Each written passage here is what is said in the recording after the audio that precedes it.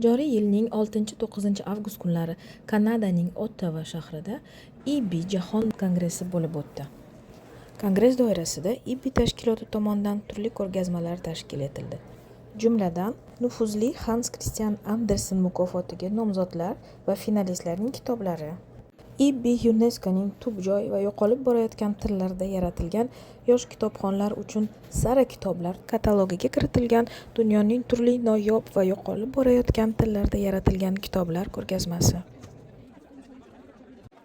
Falastindan va Falastin uchun bolalar kitoblari, shuningdek tub joy xalqlar haqida o'z ona tillarida yaratilgan bolalar kitoblari ko'rgazmasi ham kongress ishtirokchilariga taqdim etildi.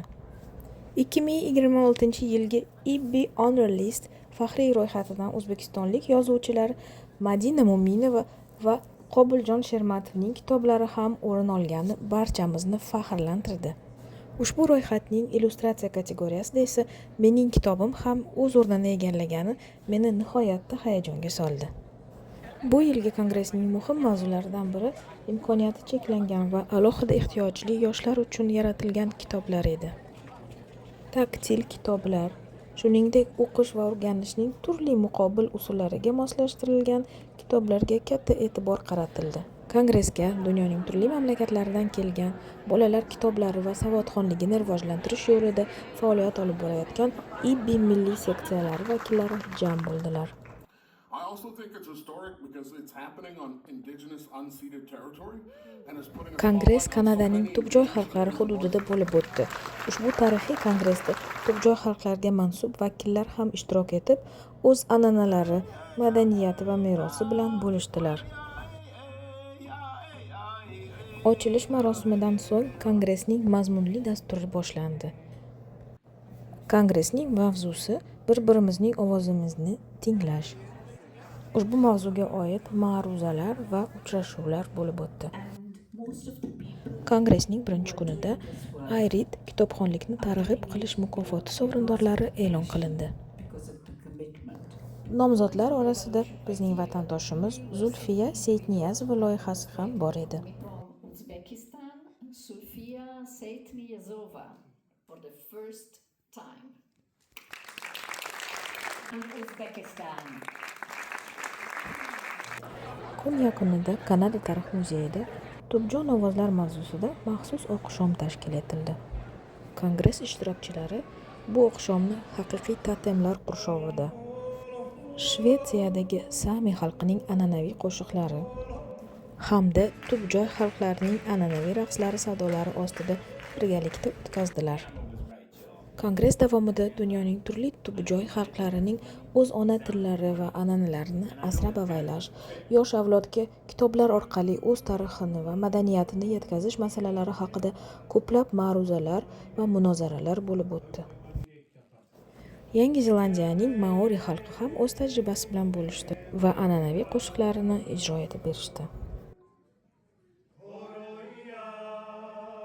Vatandoshimiz, muallif va illyustrator Dinara Mirtalipova esa Orol dengizi va Qoraqalpoq xalqiga bag'ishlangan kitobini yaratish jarayoni haqida so'zlab berdi. Hans Christian Andersen mukofoti bilan g'oliblarni taqdimlash marosimi Kanada tarixi muzeyida juda ham tantanali o'tdi.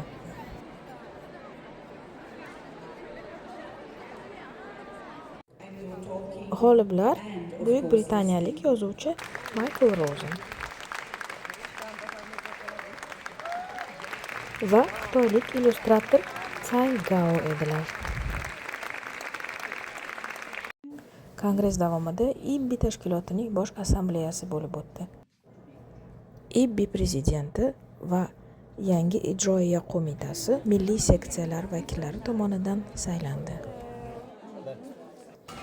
IB faxriy ro'yxati diplomlarini taqdim etish marosimi ham o'zgacha ruhda o'tdi. Mahalliy oilalar kitobsevarlar paradini uyushtirdilar. Faxriy ro'yxatga kiritilgan mualliflar esa o'z kitoblarini bolajonlarga o'qib berdilar.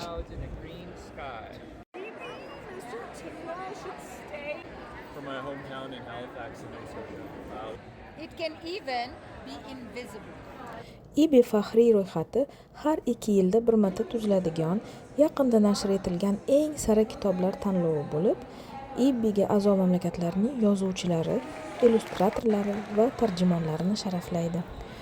IBI O'zbekiston tashabbusi bilan o'zbekistonlik mualliflar ilk bor bolalar adabiyoti sohasidagi nufuzli xalqaro mukofotlarga nomzod etib ko'rsatildilar va faxriy ro'yxatdan o'rin oldilar.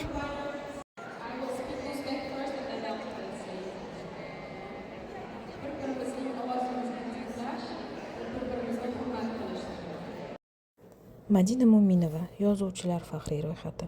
Qobiljon Shermatov yozuvchilar faxriy ro'yxati. Muhabbat Yo'ldasheva Andersen mukofoti nomzodi. Qahramonlar davri eko-harakati IBI Asahi mukofoti nomzodi. Zulfiya Seyitniyazova Ayrid mukofoti nomzodi.